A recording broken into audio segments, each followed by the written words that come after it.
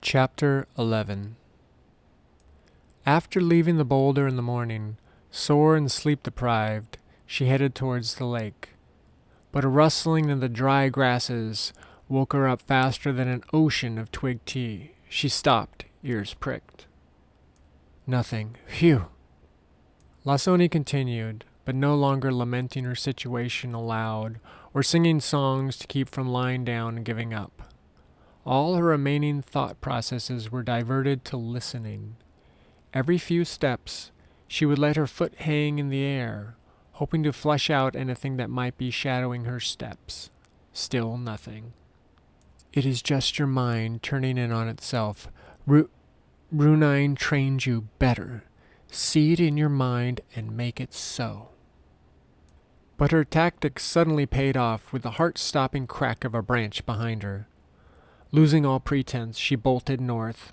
The brambles and branches tore at Lasoni's skin as she fled through the pointy undergrowth. Depleted from the sprint, she ducked behind a boulder, flattening against it like the lizard she had hunted yesterday. It was real and coming for her, something bigger and faster than a spear, something calculating. She couldn't see it, but it was there. Dropping down, she rummaged in the sack and found the black seeds. That morning, she had taken her ration of herbs, but still did not dare use the potent seeds. She had no idea where to get more, how they grew, or how many would make an effective dose.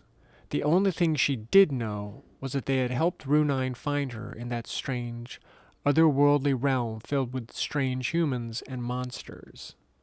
Desperate, she took a pinch, stared at it briefly, then swallowed it without chewing. Closing her eyes, she attempted to slow her heart and breath. Despite the circumstance, her breathing grew louder, the rustling leaves and birds quieter.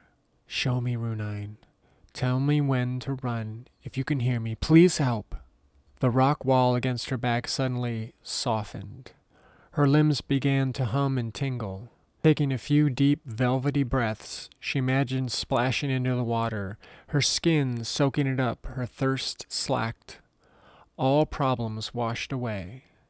Breaking her meditative visualization, the loud laughing caws of a raven sharpened her mind, its shadow darting over the rocks and shrubs. It was headed straight for the lake. Runine, yes, I will go, thank you. Hopeful and renewed, or perhaps just foolish and high on blackseed, Lasoni sprang from her hiding place, sprinting towards the water. Once in the open, she heard the beast abandon all its stealth, tearing through the grass and greenery. Running parallel to her, it never got close enough to spot. When Lasoni dropped into a small canyon, the creature traveled above her, its colossal shadow jumping from side to side. Reaching the canyon's exit unscathed, she hoped she had lost it. Not slowing down, she came over the last crest, finally surveying the lake's full majesty. Water, so bright, she wheezed, the shiny ripples forcing a squint. It was beautiful, sunlight reflecting off its endless, undulating surface. Tears of joy streaked down her dusty cheeks, but a hungry rumble from the bushes set her off again, arms and legs pumping for dear life. Oh no, what if it can swim? She thought suddenly, her limbs aching. Wait, can I swim? She gasped between burning breaths. But she had no time to ponder such trivialities. Suddenly, she heard another predator plowing through the undergrowth. No, 2 killers, I am so close, she croaked. An ear-piercing caterwaul from behind dumped what little adrenaline she had left straight into her blood, boosting her speed and concentration. But it wasn't enough. Lasoni wouldn't make the shoreline. It was too far and her muscles were exhausted. She recalled her chieftain's words despite the thought of claws tearing into her back. We bow to no man or beast, and if this brings death, then we die on our feet. If she could just get some strategic advantage, she might have a chance to kill at least one and die with honor standing up.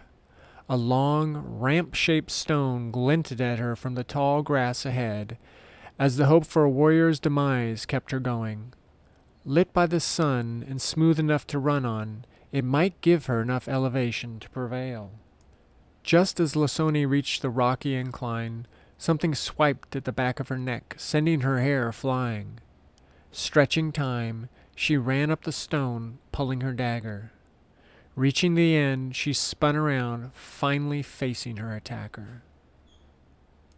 The saber-tooth was terrifying. No wonder the spears worshipped them.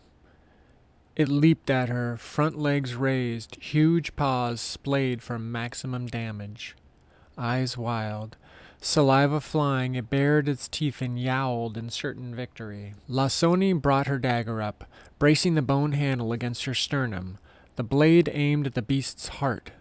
Her scream was drowned out by the saber-tooth's roar as the massive forelimbs closed around her. Turning its head, the giant cat lunged, a set of foot-long silver teeth closing in on her throat. Suddenly, from behind, a razor-sharp spear barely missed her head.